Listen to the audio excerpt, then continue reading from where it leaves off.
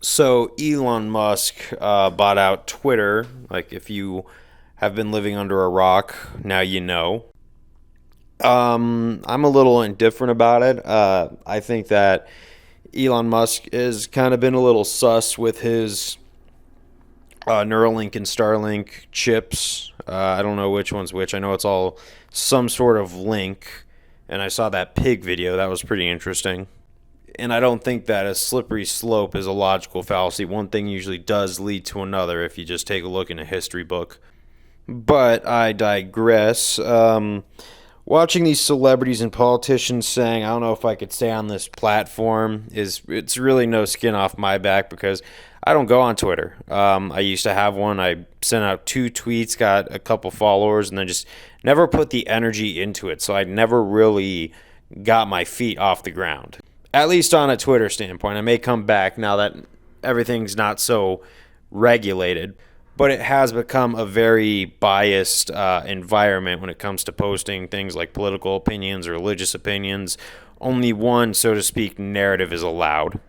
And it'll be really interesting to see how that changes. Again, I'm really off of Twitter, so I don't really tweet a whole lot.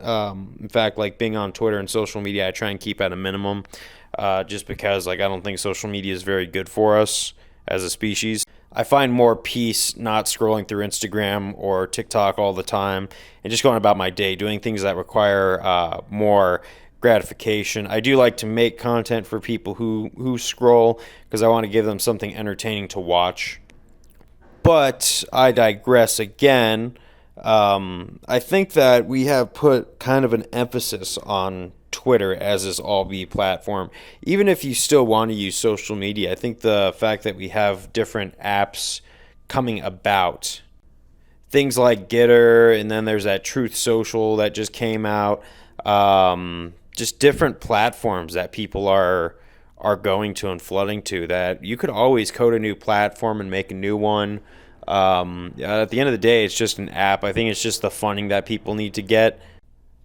But I think I've kind of turned my back on Twitter, so it's almost like a what do you know thing with this whole Elon Musk buying Twitter, that I'm kind of just indifferent about the whole thing because there's so many different platforms, like I said. But I don't really want to be repeating myself. But I really never thought that social media was an attack on freedom of speech. To me, it was more of an attack on freedom to post because you could always say things off of social media and you always have the freedom to say them. Of course, people have the right to respond in whatever way they want to.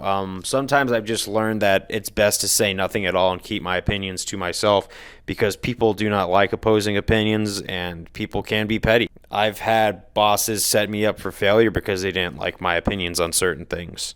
And this has come from bosses on all ends of the political spectrum. Because I know that happens a lot. We talk about it all the time on here, how people get fired from their jobs for having different opinions. It goes both ways. But if we really wanted to, make an impact, though, I think like just kind of turning away from social media altogether is a good thing. Excuse me, I'm yawning.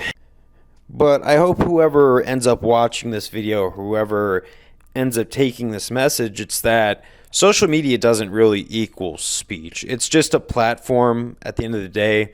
It is one of the biggest platforms out there, but I think we could decentralize any sort of platform out there, because when it becomes monopolized, like Twitter, YouTube, Facebook, I guess what I'm saying is that making your own platform is always a bigger statement than waiting for another billionaire to buy it and then change up the rules, because there was no election based on who bought Twitter. We didn't get to have a say in this.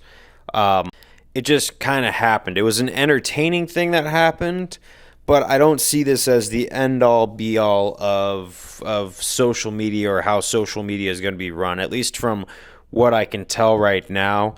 And if I don't like it, I could always leave a platform and start another one or do something else. It's going to take a while. I did learn how to code, but it does take quite a team to make these high-tech apps. But what I think people should take away from this is that, don't put social media up on a pedestal. That's really all I have to say. I hope you enjoy your day. I hope you kind of put down your phones for a little bit and, try and do things that are outside of social media that don't feel like they're taking away your freedom of quote unquote speech. All right?